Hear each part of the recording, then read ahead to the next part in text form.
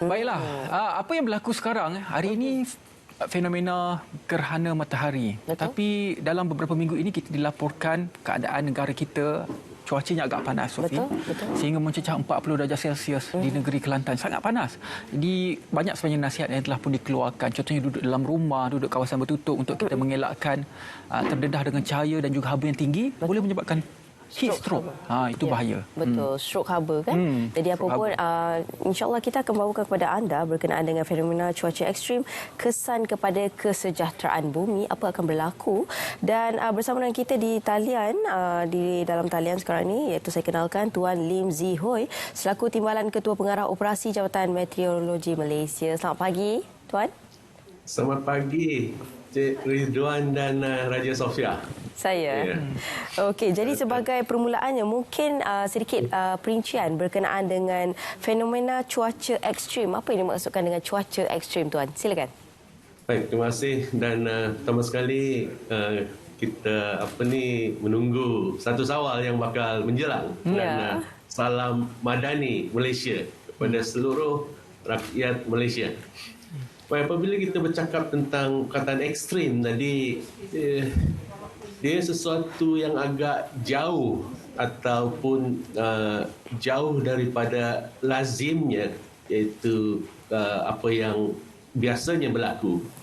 Jadi baru-baru ini saya ingat seperti yang Ridwan dan juga Raja Sofia katakan beberapa hari, saya ingat dalam 4-5 hari yang lepas, apabila kita tidak menerima hujan untuk satu tempoh yang agak panjang, orang ramai mula terasa pahang kepanasan tadi.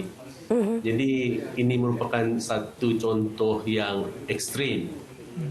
Sebab pada lazimnya semasa monsun peralihan, lazimnya kita menerima hujan di petir yang lebih kerap pada sebelah petang. Namun apa yang berlaku untuk tempoh 4-5 hari yang lepas, apabila kita tidak menerima hujan untuk satu tempoh yang panjang, kita mula dah merasa kepanasan pada sebelah siang dan juga mungkin juga sehinggalah pada sebelah malam. Ya. Jadi maksudnya keadaan ekstrim yang telah kita alami. Namun beberapa hari yang lepas kita dapati banyak kawasan sudah di semenanjung Malaysia telah mula menerima hujan dan termasuk juga awal pagi tadi negeri-negeri pantai barat semenanjung juga berlaku hujan lebat dan juga ribut petir. Boleh Tuan jelaskan secara terperinci faktor-faktor yang menyebabkan keadaan ekstrim ini berlaku pada ketika ini? Baik, apabila kita cakap tentang ekstrim yang panas yang berlaku untuk tempoh beberapa hari yang lepas, pertama sekali berpunca daripada pemanasan bumi tadi. Apabila pemanasan bumi berlaku sedemikian, menyebabkan suhu permukaan bumi meningkat. Dan ditambah pula lagi dengan turunan hujan yang kurang, menyebabkan bumi yang panas tadi seolah-olah kita dalam keadaan yang kita tak terima hujan, tentulah bumi panas dan suhu permukaan bumi tadi meningkat. Betul. Jadi kita akan terasalah kepanasan bahang haba tadi. Jadi apa antara persediaan yang boleh dilakukan oleh penduduk sendiri untuk memastikan keadaan ini ialah sebelum berlakunya, sebagai contoh seperti yang Ridwan kongsikan tadi, sekiranya panas berlaku maka akan berlakunya stroke haba dan sebagainya. Jadi apa antara langkah-langkah awal yang boleh dilakukan oleh kita semua, Tuan? Baik, untuk orang ramai sekiranya berlaku lagi keadaan hujan, turunan hujan yang kurang menyebabkan kepanasan yang meningkat, pertama sekali cuba elakkan aktiviti-aktiviti di luar. Maksudnya jangan terdedah secara langsung kepada sinaran matahari, berada di luar dengan suhu yang tinggi.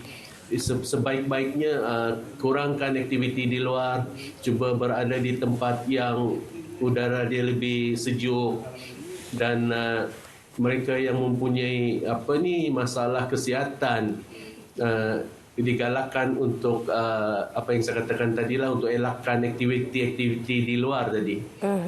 Lagi-lagi cabaran ini agak besar semasa bulan Ramadan, sewaktu menunaikan ibadah puasa.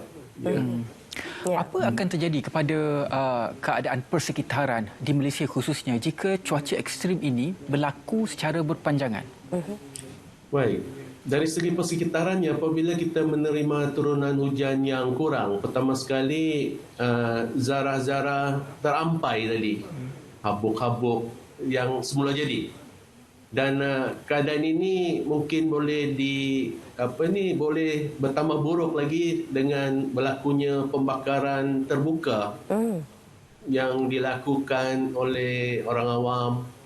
Okay, sebab pada masa kering ni kesempatan untuk membersihkan tempat-tempat bercucuk tanam, sampah sarap yang lazimnya berlaku semasa cuaca kering. Jadi keadaan ini akan memburukkan lagi alam sekitar.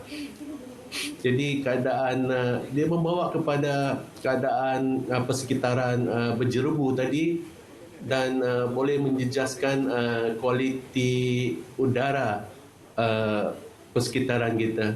Ya. Baik Tuan, jadi apa antara persediaan yang dilakukan oleh Met Malaysia untuk memastikan iaitu untuk kita menghadapi fenomena ini, Tuan? Baik. Met Malaysia sentiasa memantau keadaan cuaca, termasuklah turunan hujan dan jangkaan cuaca akan datang. Jadi maklumat-maklumat ini akan disiarkan secara terus dalam semua medium hebahan Met Malaysia.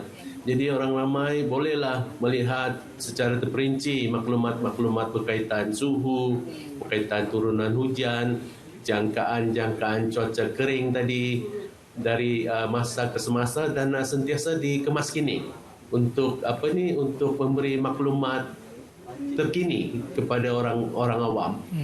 Ya.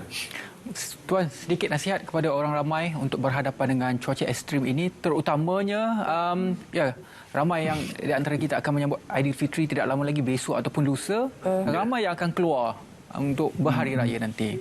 Dan baik, juga sempena Hari Bumi 22 April nanti. Ya. Ya. Dan kita jangkakan semasa bulan satu Sawal nanti, sama ada satu Sawal akan berlaku pada hari Jumaat ataupun Sabtu. Kita jangkakan keadaan hujan pada sebelah pagi negeri pantai barat akan berlaku. Begitu juga pada sebelah petang, hampir kebanyakan tempat dijangkakan menerima hujan dan ribu petir. Dan dengan demikian suhu kita jangkakan tak akan tinggi, kita tak jangka akan berlaku satu keadaan yang panas yang ekstrim.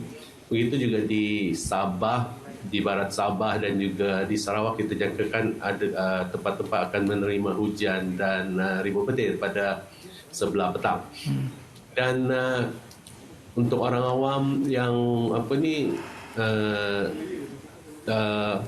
semasa keadaan cuaca kering, sekiranya berlaku sekali lagi tempoh keadaan cuaca kering dalam masa peralihan monsun ni, pertama sekali cuba elakkan melakukan pembakaran terbuka supaya kita dapat mengawal kualiti udara di sekitaran kita.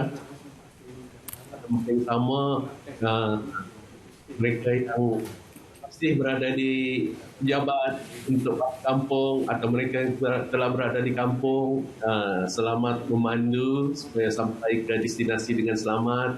Mereka yang melakukan persediaan memasak sekarang, ambil tindakan-tindakan berhati-hati supaya mengelakkan daripada berlaku kebakaran yang tidak semasa kita nak menyambut satu Sawal nanti. Rizwan dan Raja Selenda. Okey. Terima kasih. Terima kasih diucapkan kepada Tuan Lim Zee Hu selaku Timbalan Ketua Pengarah Operasi Jabatan Meteorologi Malaysia. Selamat Raya Tuan. Selamat Raya dan juga selamat bercuti. Dan kita teruskan Selamat Pagi Malaysia pada hari